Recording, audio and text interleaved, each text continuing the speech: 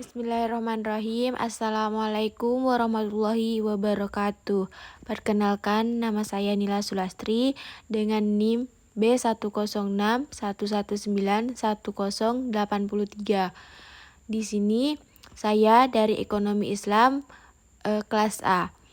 Baik, di sini saya akan menjelaskan tentang analisis permodelan jumlah penerimaan pajak Aceh tahun 2020 dengan menggunakan metode autoregressive moving average dalam perspektif ekonomi Islam. Baik, latar belakangnya yaitu pembangunan nasional di negara Indonesia merupakan suatu kejadian yang dilakukan secara terus-menerus dan berkesinambungan dengan tujuan untuk meningkatkan kesejahteraan masyarakat yang adil dan makmur. Sesuai dengan pembukaan UUD 1945, dalam menyukseskan pembangunan nasional diperlukan adanya pembiayaan pembangunan baik yang berasal dari penerimaan dalam negara maupun pinjaman dari luar negeri. Dengan dana pembangunan yang tidak sedikit untuk mencapai keberhasilan program pembangunan nasional tersebut, oleh karena itu penerimaan tersebut harus terus digali, dikembangkan, serta dioptimalkan dengan peranannya untuk kelangsungan hidup bangsa. Yang kedua, proses pembangunan nasional dilakukan oleh adanya suatu perencanaan yang dilakukan dengan suatu cara tertentu. Perencanaan suatu proses untuk menentukan tindakan masa depan yang tepat melalui urutan pilihan dan memperhitungkan sumber daya yang tersedia. Sistem perencanaan pembangunan nasional merupakan satu kesatuan tata cara perencanaan pembangunan untuk menghasilkan rencana-rencana pembangunan dalam jangka panjang, menengah, serta jangka tahunan yang dilaksanakan oleh unsur penyelenggara negara dan masyarakat di tingkat pusat dan daerah. Rumusan masalahnya, yang pertama, bagaimana hasil permodelan jumlah penerimaan pajak Provinsi Aceh selama 5 tahun ke depan dengan menggunakan model autoregressive moving average. Yang kedua, bagaimana tingkat akurasi model autoregressive moving average terhadap jumlah penerimaan pajak jika dibandingkan dengan data tahun 1988 hingga tahun 2019. Tujuan penelitian ini yaitu untuk mendapatkan hasil peramalan jumlah penerimaan pajak tahun berikutnya untuk mendapatkan perbandingan tingkat akurasi jumlah penerimaan pemerintah melalui pajak dan data tahun 2018. Manfaat penelitian yang pertama bagi penulis, yaitu mampu mengaplikasikan metode autoregressive moving average dalam memodelkan jumlah penerimaan pajak. Yang kedua, yaitu bagi lembaga pendidikan sebagai sarana informasi bagi pembaca dan sebagai bahan referensi bagi pihak yang membutuhkan dalam peranan penelitian selanjutnya yang dia akan melakukan penelitian senada.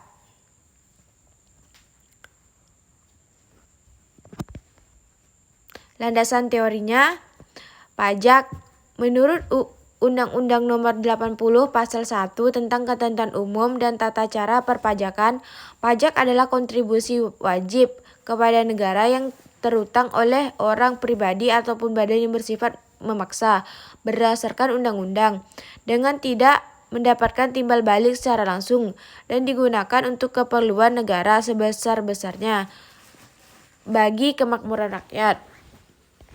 Jenis-jenis pajak menurut resmi 2013 terdapat beberapa jenis pajak. Yang pertama yaitu pengelompokan menurut golongan. Yang kedua yaitu pajak menurut sifat. Yang ketiga pajak menurut lembaga pemungutnya. Fungsi pemungutan pajak yaitu fungsi regularen Fungsi regularin merupakan fungsi pajak sebagai alat untuk mengatur atau melaksanakan kebijakan pemerintah di bidang sosial dan ekonomi, serta mencapai tujuan-tujuan tertentu di luar bidang keuangan. Fungsi budgetair merupakan fungsi pajak sebagai sumber penerimaan pemerintah untuk membiayai pengeluaran baik rutin maupun pembangunan sebagai sumber keuangan negara. Pemerintah berupaya memasukkan uang sebanyak-banyaknya untuk kas negara. Upaya tersebut ditempuh dengan cara ekstensifikasi maupun intensifikasi pemungutan pajak melalui penyempurnaan peraturan berbagai jenis pajak seperti pajak penghasilan, PPh, pajak pertumbuhan nilai, PPN, pajak penjualan atas barang mewah yang bisa disingkat PPNBM, pajak bumi dan bangunan, PBB, dan lain-lain.